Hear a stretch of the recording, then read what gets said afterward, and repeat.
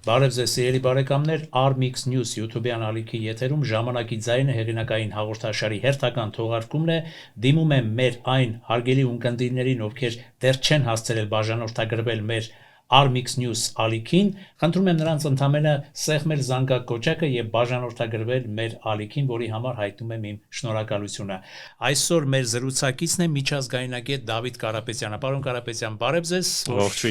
Հերթական անգամ շնորհակալ ենք, որ ընդունել եք մեր հրավերը եւ եկել եք մեր տանը։ Պարոն Կարապետյան, իրադարձություններ են զարգանում, ուզենք թե չուզենք, քաղաքական եւ ուզում ենք ձեր մեկնաբանությունները հասկանալ այս իրադարձությունների վերաբերյալ։ Այ տեղի ունեցավ գագաթնաժողովը, թերորդ գագաթնաժողովը, եվրոպական քաղաքական համայնքի եւ որոշ շրջանակներ իհարկե դրան շատ մեծ նշանակություն են տալիս, շատ կարևոր նշանակություն են տալիս եւ ասում են, որ սրանից հետո առավելևս Հայաստան-ԵՄ հարաբերությունները բոլորովին այլ դրական որակ են ունենալու եւ դա նպաստելու է մեր երկրի զարգացմանը, մեր երկրի բարգավաճմանը։ Իսկ իրենց հակադարձող շրջանակները բնականաբար դրա մեջ տեսնում են որոշակի վտանգներ, մասնավորապես Հայաստան-Ռուսաստան փոխհարաբերությունների համատեքստում, մասնավորապես Հայաստան-Իրան հարաբերությունների համատեքստում, տեսնում են այն վտանգը, որ կարող է այս ամենի հետևանքով Հայաստանը դառնա աշխարհքաղաքական բախումների թաթերաբեմ։ Ձեր մեկնաբանությունը։ Նախ շնորհակալ եմ շատ կարևոր հարցադրման համար, իրականում լավին պետք է ասես լավ, վատին վատ, բայց լավի մեջ կան որոշակի նյուանսներ, որոնք կարող է շատ վատ դրվագներ պարունակել, վտանգավոր, մանավանդ եթե խոսքը գնում է արտաքին քաղաքականության եւ այդ արտաքին քաղաքականության մեջ քո դերակատարության, քո ստանձնած պարտավորությունների եւ այլն։ Այս ինչի եմ ասում, որովհետեւ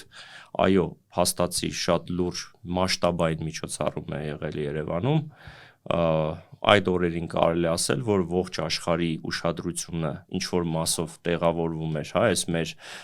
համաժողովի շրջանակներում եւ մարդիկ ուշ-ուշով հետևում էին, թե ինչ զարգացումներ է տեղ ունենում, բայց հանուն արտարության պետք է ասենք, որ այո, կազմակերպչական աշխատանքները բավականին գրագետ էր տարվել, պահավոր պատշաճի պրոֆեսիոնալ կազմակերպվել էր, ինչ խոսք դա իր կարևոր մեսիջը ունեցավ եւ շատ երկրներ ճանաչեցին այդպես նաեւ Հայաստանը, շատ երկրների ղեկավարներ ժամանեցին Հայաստան, հետեւաբար այդ մարդիկ ավելի լավ ճանաչեցին Հայաստանի Հանրապետությունը, հասկանալի է, որ դրանից հետո եւ առասարակ այդ օրերին ողջ միջազգային մամուլը խոսում էր Հայաստանում տեղ ունեցող այդ կարևորագույն իրադարձության մասին, այդ մասով իհարկե ողջունել է, որտեվ Հայաստանի իմիջի հեղինակության բարձրացման մասին է խոսքը գնում, որովհետեվ Հայաստանը տրամադրում է հարտակ եվրոպական կառույցներին, եվրոպական առաջնորդներին եւ ոչ ԵՄ անդամ երկրների առաջնորդներին եւ վերպետական կառույցների ղեկավարներին, որոնք որ անցկացնում են հերթական գագաթնաժողովը։ Այս մասով կազմակերպչական մասը բավականին, ինչպես ասեցի, լավ կազմակերպվել էր։ Բայց հասկանալի է նաև, որ որքան էլ ինքը մասշտաբային միջոցառում էր, բայց այստեղ ես գիտեք հայտնի խոսք կա, ասում է էխոխուց էր նմանվում ինչ որտեղ այդ մեծ համաժողովի սենյակը, որովհետև տպավորություն էր, որ ինչ եմ ասում էխոխուց, որովհետև այն որ իրենք ասում, իրենք լսում, ջան ասում, ջան լսում են, ծապուցի ձախ, խինդուխաղ վիճակ էր, այսինքն իրենք ասում, իրենք լսում վիճակն էին, հիմնականում հասկանում ես, որ դա առողակարգային բնույթ կրող գագաթնաժողով էր, որը որ ընթացքային ինչ-որ կոնկրետ հարցերի կոնկրետ լուծումներ չէր իր մեջ պարունակում, այլ ընդհանուր ինքը սիմվոլիկ բնույթի միջոցառում էր որպես այդպիսին։ Ու այդ միջոցառումների ընթացքում հասկանալի էր, որ Հայաստանը տրամադրելով հարտակ կարող էր մի շարք քաղաքական հարցեր առաջ քաշել, մի շարք հարցերի պատասխաններ ակնկալել, հիմա իհարկե չգիտեմ հետկուլիսային առանձին որոշ ղեկավարների հետ ինչ պայմանավորվածություններ կան, ամեն դեպքում ցույց են տալիս, որ մասնավորապես Մակրոնի հետ հիմնականը, ոնց որ Ֆրանսիայի ղեկավարի հետ էին այսպիսի ավելի ակտիվ, ավելի պրոդուկտիվ քննարկումներ անում, բայց հաստը այն է, որ քաղաքական հարթակը որպես այդպեսին չծառայեցրեցինք ամբողջովին մեր շահերին, որը կարող ենք անել, հա, ինչ որտեղ օգտագործենք։ Բայց գալիս ենք այն հանգամանքին, մինչև այդ ես ուզում եմ 3 կարևոր ֆրագմենտի վրա ձեր ուշադրությունը եւ մեր հերոստատիտողի ուշադրությունը սևեռվի։ Առաջինը, երբ որ Հայաստանը ժամանում Մակրոնը եւ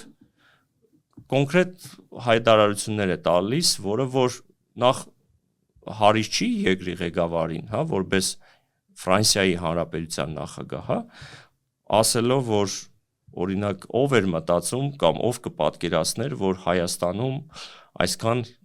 տարբեր երկրների լիդերներ կժամանային 8 տարի առաջ, հա, մինչև 18 թվականը այդ մարդը կամ քաղաքականապես ոտաբոբիկ է,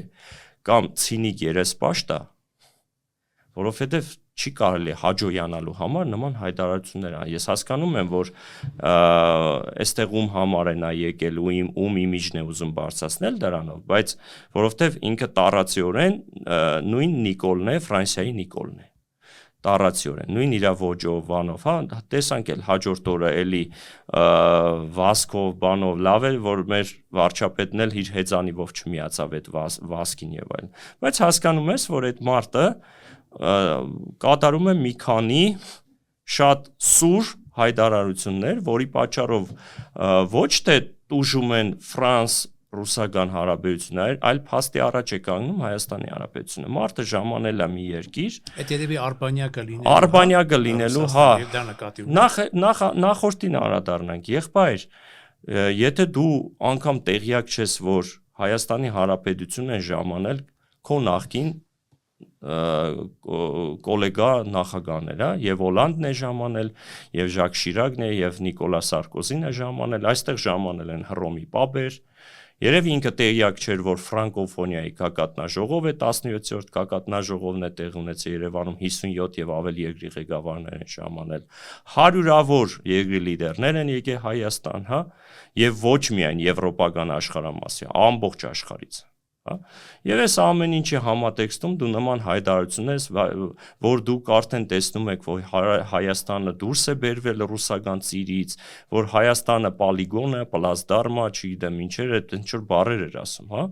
եւ հետեւաբար այս մարդը ընդ որում մի հատ էլ էլի ասաց, որ 2018-ին Նիկոլ Փաշինյանը իրենց էլի հասկան եւ Հայաստանը հերացրեց այսպես Ռուսաստանի ազդեցությունից։ Այո, հետո ասում է 4000, բայց Հայաստանում դեռևս 4000 ռուսական զինվորականություն կա, 1000 հոգի սահմանապարներ կան, տպավորություն, որ հասկանում եք, այդ մարդիկ պետքա օր առաջ գնան, հա, այսինքն Հայաստանի անվտանգության երաշխավորության sense հերահար, հա, հեքիաթային տարբերակների ագնարգով այդպես բաներ ասում, ու հասկանում ես, որ գրգռում է, հասկանում ես, ինքը ենթադրում եմ, լավ էլ պատկերացնում է, որ նա այսօր կա, վաղը չկա, իսկ վաղը որ գնաց արդեն Հայաստանը տվյալ դեպքում Ռուսաստանի հետ ունենալու է այդ մասով մինիմում լուրջ խնդիրներ։ Առավել եւս ես միշտ ասել եմ, ռուսական խնդիրները դրանք տնտեսական խնդիրների տեսք են ստանում վերջում։ Իսկ դա շատ ճգնաժամային իրավիճակից զատ բերում է շատ լուրջ տնտեսական խնդիրների։ Եվ այստեղ է, որ այս մարդիկ չեն գիտակցում, որ իրանցից հետո այն, որ ասում է կյանք կա, իրանցից հետո միջպետական հարաբերություններում շատ լուրջ խոթաններ կարող են առաջանալ ու նման հայտարարություններ են հանում իբր իրենց բան անելով, հա, ուղղախոսության մեջ իրանց այդ դեմոնստրացնելու համար։ Այդ մասով։ Երկրորդը Զելենսկու այցով պայմանավորված։ Զելենսկին գալիս է Հայաստան, անմիջապես, հա, հենց իջնում է, այն որ ասում է հլը չգնացած իր հանգստավայր, հլը չտեղավորված վայնի էկիպերով կեն հակնում է, գնում է Ռուսաստանի դեսպանատան դիմաց ու սելֆի անում, ցինիկ հայացքով։ Այսինքն այդ Մեյմուն Միմոսի կերպարը բռնած ու անունով երկրի ղեկավարը։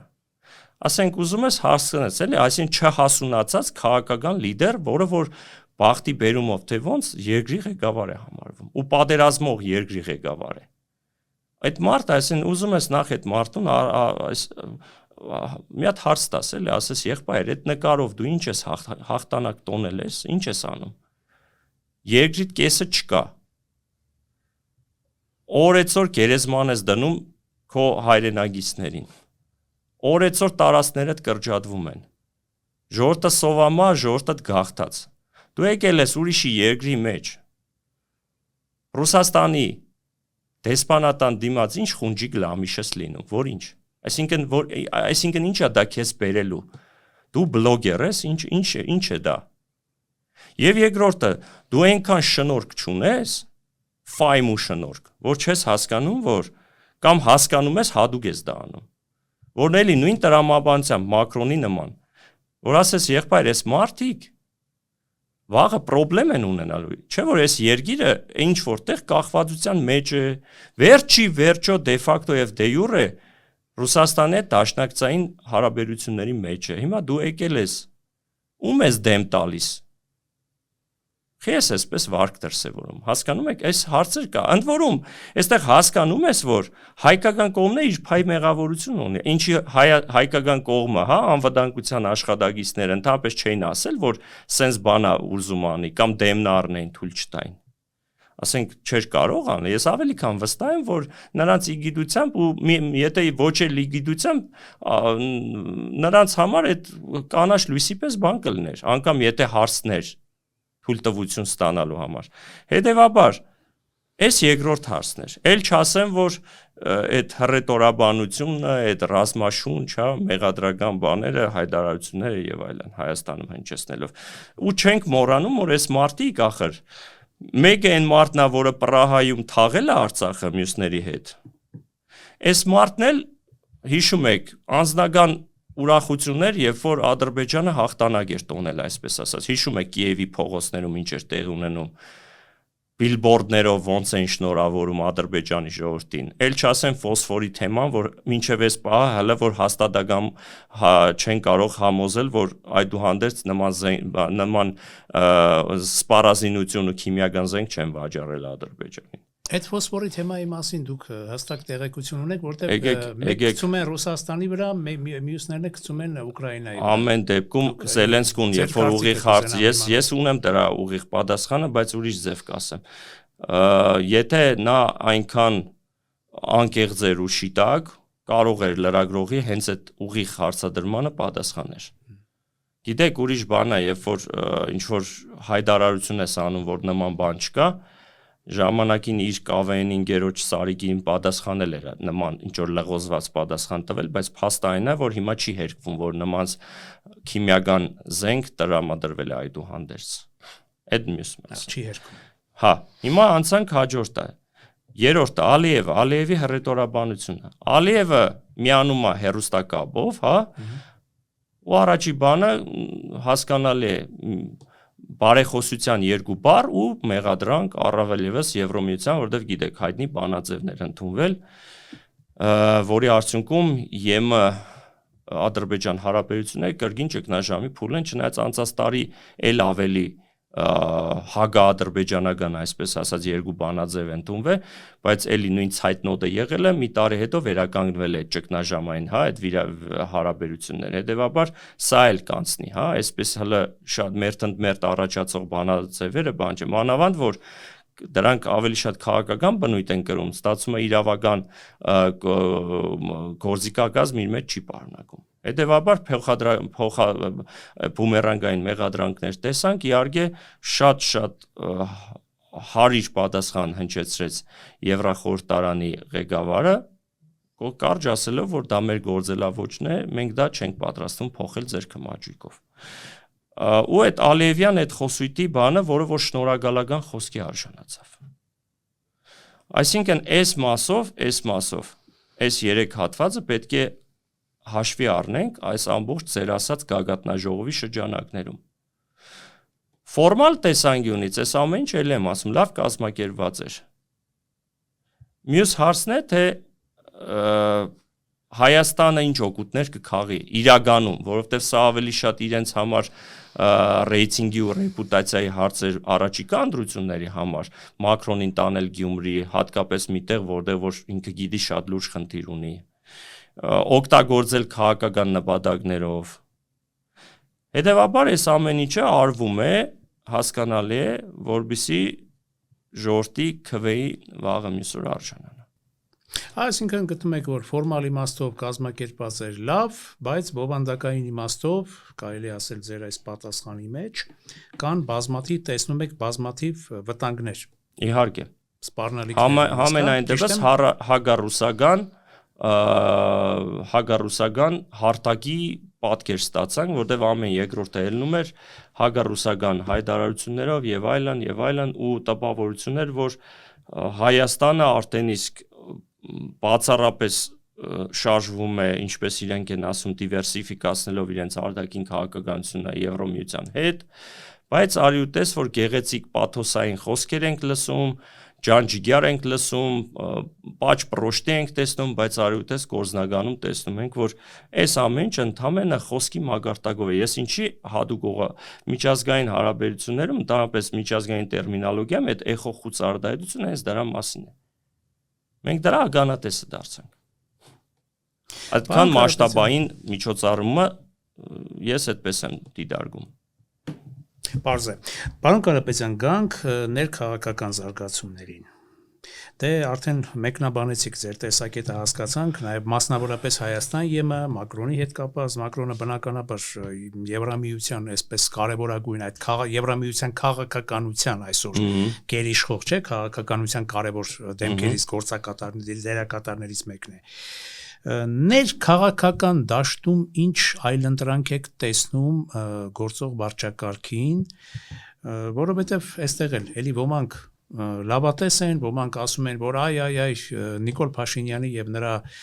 քաղաքական ուժի օրերը հաշված են, հեսա մի ամիս մնաց, իսկ ոմանք ասում են, չէ, Նիկոլ Փաշինյանը նորից վերարտադրվելու է։ Ինչ կարծիք եք։ Դե պարզ է, որ հազար ու մի իրարամերժ հայտարարություններ կլսենք, կարծիքներ կլսենք, դա բնական է։ Գիտեք, ցավալի է, բայց փաստ է ըստիս, որ այսօրվա անգամ օրեցօր ընկնող գահավիժող ռեյտինգի պարագայում այդուհանդերձ հավանականությունը մեծ է, ցավոք, որ այս գործող իշխանությունները կվերարտադրվեն։ Դուք գտնում եք, որ ռեյտինգը ընկնում է։ Ես ընկնում է, մի պա բարձանում է, երբ որ պոպուլիզմն ու պաթոսը մի պա այսպես իրավիճակը փոխում են, հա, այդ ռեյտինգը հելնում է։ Մի հատ հիմար տխմար հայտարարություն է անում, այդ օրը իջնում է, այսպես, հա, հեղեղուկ է լինում այդ ռեյտինգի այդ ցուցիչը։ Բայց որպես այդպեսին ես կարծում եմ, որ այն բոլոր հնարավորությունները, վարչական ռեսուրսը, որ իրենք ունեն, իրենց մոտ ես ինչ եմ միշտ ասում, որ հիմա Փաշինյանը, այսպես ասած, պարաշ չի անում, երբ որ ցույց է տալիս, որ ինքը արխային է ու հանգիստ է։ Այն նախկին ճղաձգումները հատկապես աննկատ են դարել, որովհետև նա գիտի, որ վայելում է հատկապես հավաքական այսպես արևմուտք ասվածի աջակցությունը, բոլորը գիտեք ինչպես են այսպես քաղաքական ստավկա ասեմ, այդպես դրնել իր վրա, Վենսը վեր եկել էր Հայաստան, Վենսն էր ասում մեր համար հաճելի տեխնազուն ինքն է, լավ տղեն ինքն է, որ ուզում ենք իր այդ համագործակցենք։ Մակրոնը իր քաջալերիչ խոսքերն էր ասում ի աջակցություն եվրոպական մի շարք երկրների, եվրոպական կառույցների ղեկավարները, բոլորի համար նա ընկալելի հարմար տարբերակ է, որովհետև այդ մարդը, այսինքն իրենց պետք է մի երկրի ղեկավար, գոլեգա որպես այդպեսին, որը որ օրինակ զրո խնդիրներ ունի հարևաններ, չունի խնդիր ավելի ճիշտ։ Ով որ ոչ մի առումով պահանջատեր չի, ով որ հատատա չի տալիս, ժողովրդական լեզվով ասած յախա չի բռնում իր ազգային ու պետական շահերի համար, հա, պարտադրի, որ այս ինչ արեք, այն ինչ ընդունեք, այսպես արեք, այնպես արեք։ Այսինքն իրենց համար սա նախընտրելի շատ հարմար կանդիդատ է իր կարիկատուրա կերպարով։ Ընդ որում բոլորն են հիմա այս կարգավիճակում, նայում ես եվրոպական լիդերներին, հիմա, չգիտեմ, աշխարհակարգն է փոխվել, վարկագիծն է փոխվել, քաղաքական, նայում ես այդ այն սելֆի անող, չգիտեմ, երկող պարող, թռչկոտող, ծապ ու ծիծաղանող, չգիտեմ, մարդիկ եկել են երկրի ղեկավարներ են դարել, այն որ ասում է այս ծուռ աշխարհը չենք հասկանում ուր է գնում։ Հիմա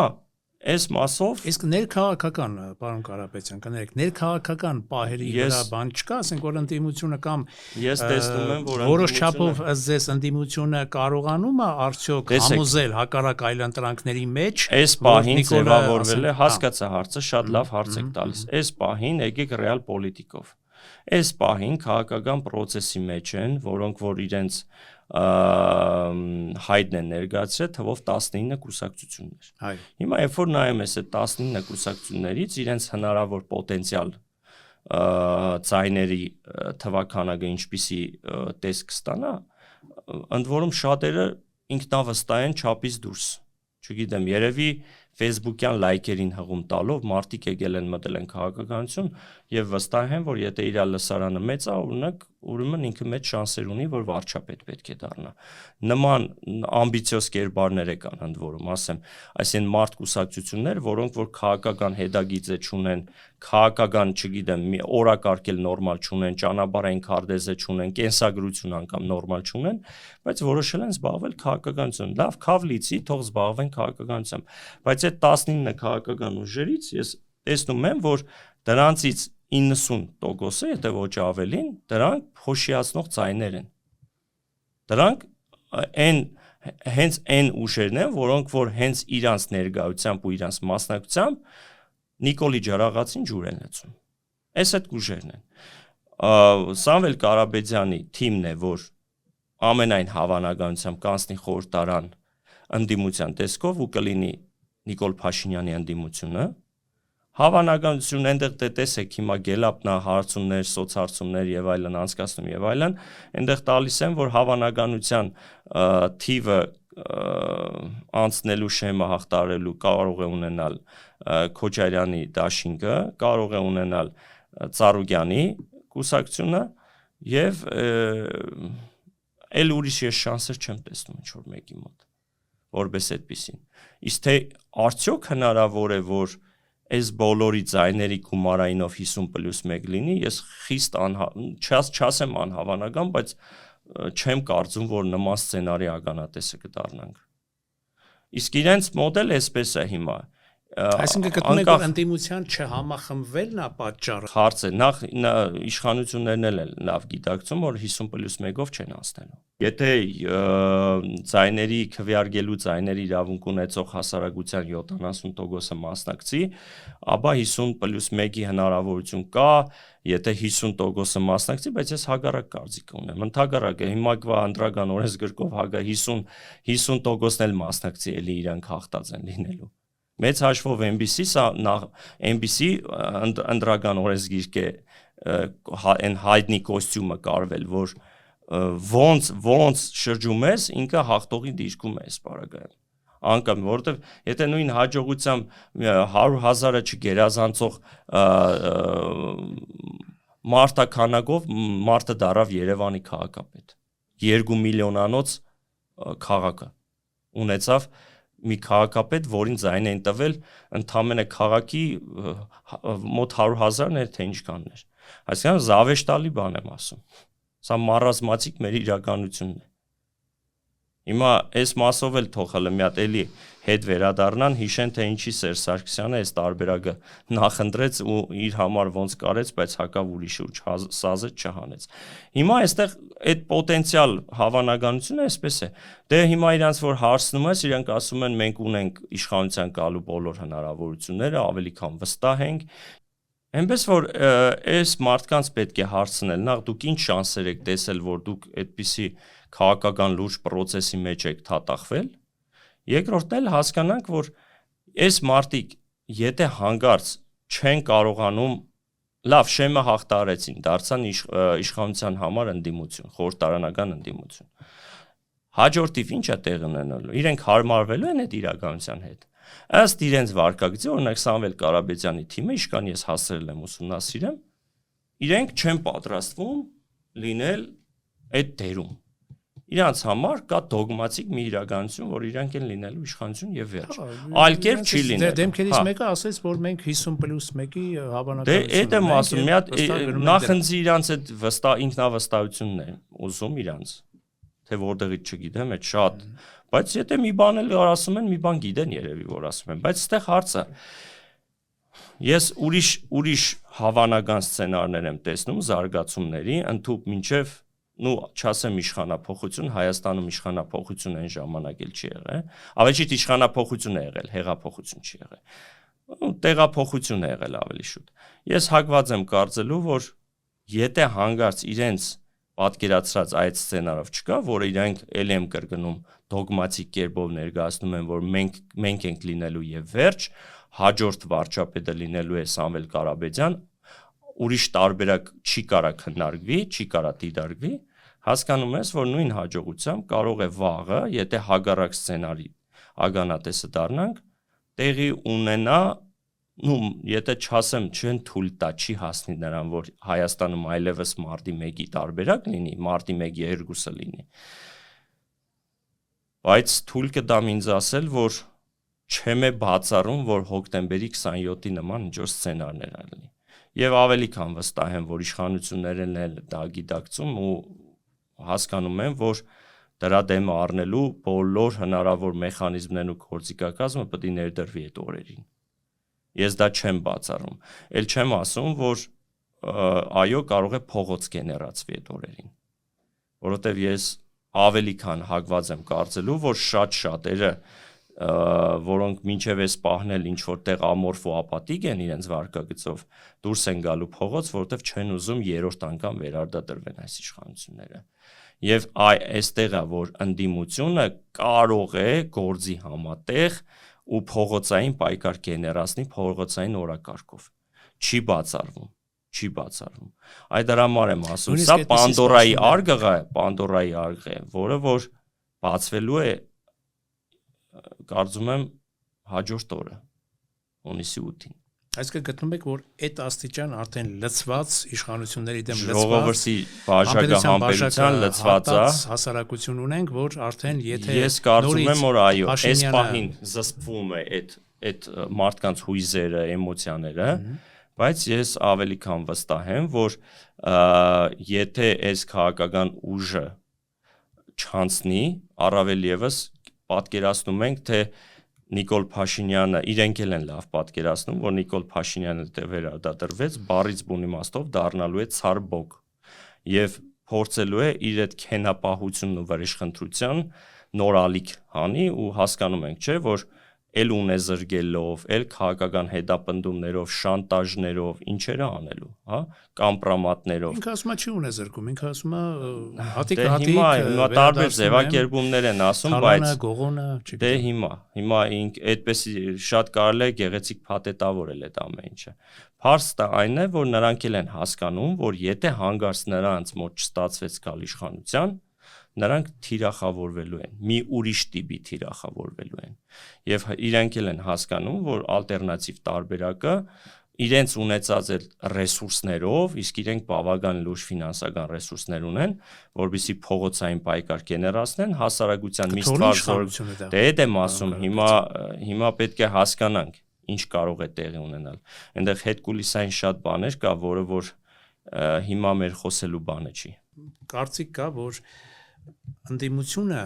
ինչ որ այնտեղ կրկնում է իշխանության գործելակերպը, նախընտրական գործելակերպը։ Կա նման բան։ Այսպես կա նման բան, դուք գտնում եք, որ կա թե ոչ։ Եթե դուք նկատի ունեք Ռոբերտ Քոչարյանի վարկագծին, հապա այո։ Բացառապես տառացիորեն կարծես շարժվում է նույն գործելավոճով, ինչ որ Նիկոլ Փաշինյանը, Ինչ իմաստով։ ժողովրդի մեջ մտնել, ժողովրդի հետ խոսել, ժողովրդից մեկը լինելու հանգամանքը, ցույց տալ, որ ինքը հասարակության անբաժանելի մասն է, հատված։ Չէ, ճիշտ է, ուղղակի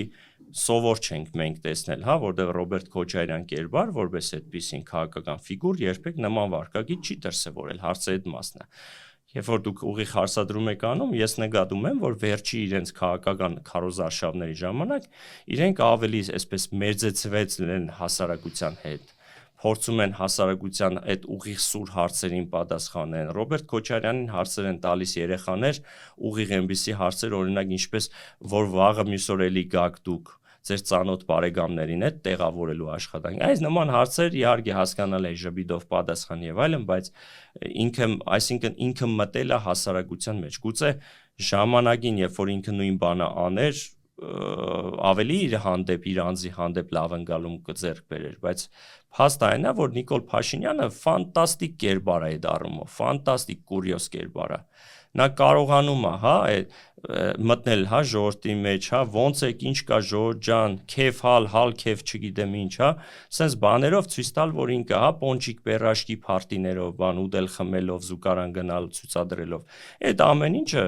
հիմա այս մարտիկ են փորձում անել որոշակի նմանություններով, իհարկե կոռեկտության սահմաններում են պահում ամեն ինչը, բայց այո, որոշակի չափով ես նմանություն տեսնում եմ։ Նույնը անում է ընդ որում արդեն Սամվել Կարապետյանը, այն օրը տեսա, որ տենց էլի երիտասարդական թևերի առաջնորդների, երեխաների, ուսանողների, հիմնականում երիտասարդ կոնտինգենտի հետ քննարկումներ էր անցկացնում,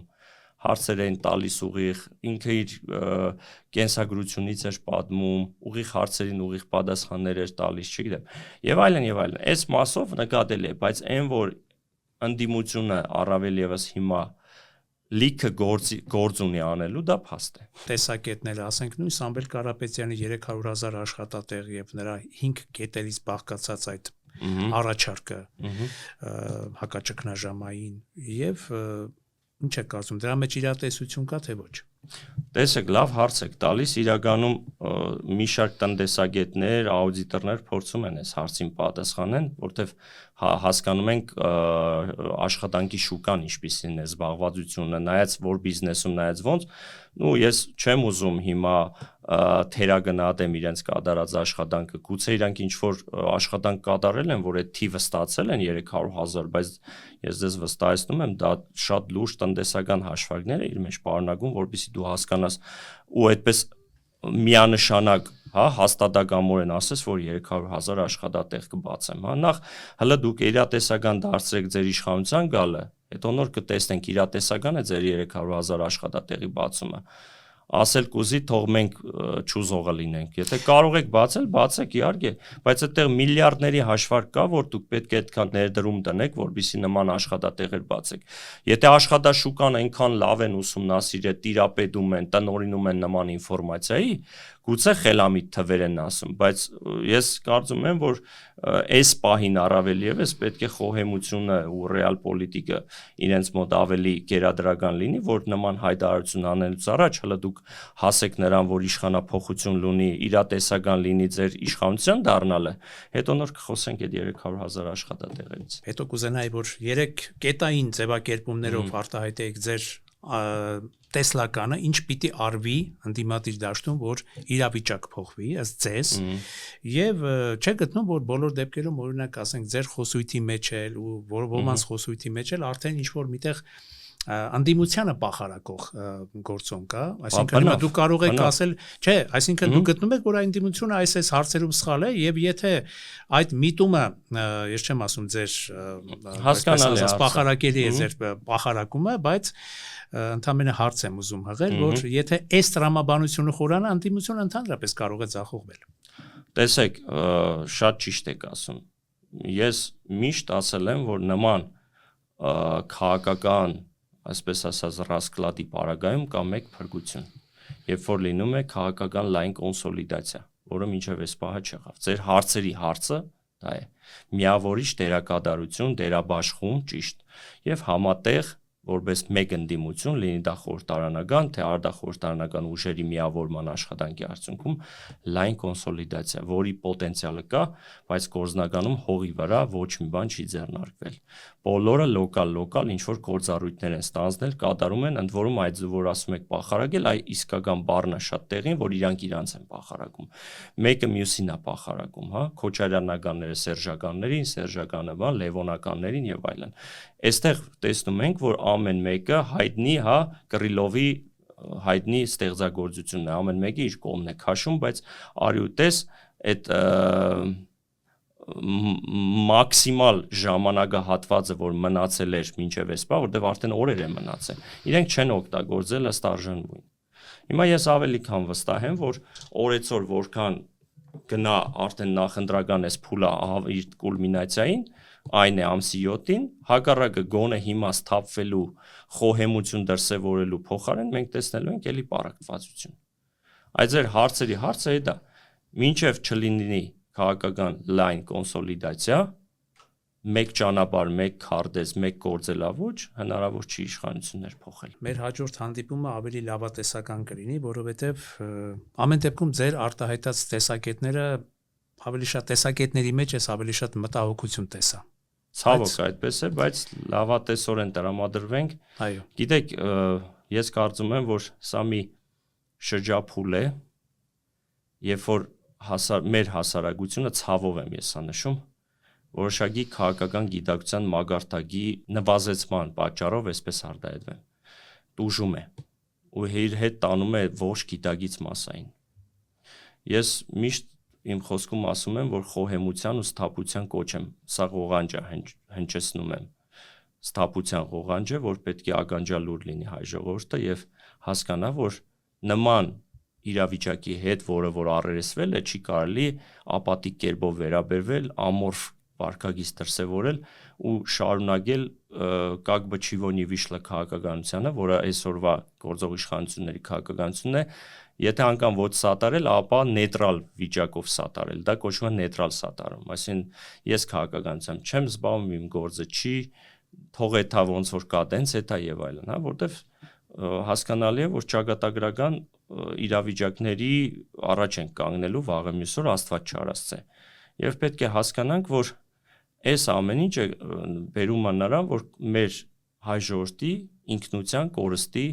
ազգային ինքնատիպության ու ազգային պատկերի կորստին է տանելու ի վերջո վերջնականապես։ Մենք հիմա այդ ուղին բռնած գնում ենք։ Ինքնակործանման մի հատ ուղի է, որը շատ բանը երրացող գորդի էֆեկտ են ասում, չէ՞։ Այդ էֆեկտը ասեմ, երբ որ գորդին իջացնում ես տաք ջրի մեջ, ինքը չի զգում։ Երբ որ հետս հետ է ջուրը տակացնում ես, երացնում ես, նա այլևս չի էլ զգում, որ ինքը եռում է, ինքը եփվում է ու սատկում է։ Հիմա մենք այդպես գիծ ենք բռնել, որ փորձում ենք համակերպվել, հանդուրժել, հասկանում եք, որ անընդունելի է ըստիս։ Հետևաբար իմ խնդրանքը, իմ կոչն ու հորդորն է իմ ժողովրդին, որ օր առաջ ստափվեն ու այլևս թույլ չտան, որպեսզի եւս 4-ից 5 տարով վերարտադրվեն մարդիկ, որոնք որ իրենց էությամբ դիլետանտ դեմագոգներ են, որոնք արկածախնդիրներ են, որոնք մարդիկ են, որոնք չեն տեսել պատից կախ, տեսել են իրենց ճակտից կախ ու եկել են այսօր երգիր են ղեկավարում, հա, մարդիկ, որոնք որ ընդհանրապես արտաքին քաղաքականության, ներքին քաղաքականության հետ աղերս չունեն։ Ինչևէ, լավատեսությամբ, զինվենք համբերությամբ եւ լինենք լավատես, գուցե եւ սա մի փորձություն է, որ պետք է հաղթահարենք։ Շնորհակալություն ձեր տեսակետների արտահայտման համար, ամեն դեպքում լինենք լավատես, հավատանք, որ մեր հայրենիքը ամեն դեպքում կգնա դեպի զարգացում, դեպի բարգավաճում, որովհետեւ մեր հայրենիքը մերն է եւ մեր հայրենիքը մեկն է։ Աստված պահապան Հայաստանի Հանրապետությանը։ Աստված պահապան Հայաստանի Հանրապետությանը։ Շնորհակալություն։ Armix News YouTube-յան ալիքի եթերում ժամանակի ձայնը հեղինակային հաղորդաշարի հերթական թողարկումներ, մեր տաղավարում էր միջազգայնագետ քաղաքագետ Դավիթ Կարապետյանը, կրկին դիմում եմ մեր այն ունկնդիրներին, ովքեր դեռ չեն հասցրել բաժանորդագրվել մեր Armix News ալիքին, խնդրում եմ նրանց ընդամենը սեղմել զանգակոճակը եւ բաժանորդագրվել մեր Armix News YouTube-յան ալիքին։ Շնորհակալություն, այսօր այսքանը, կհանդիպենք։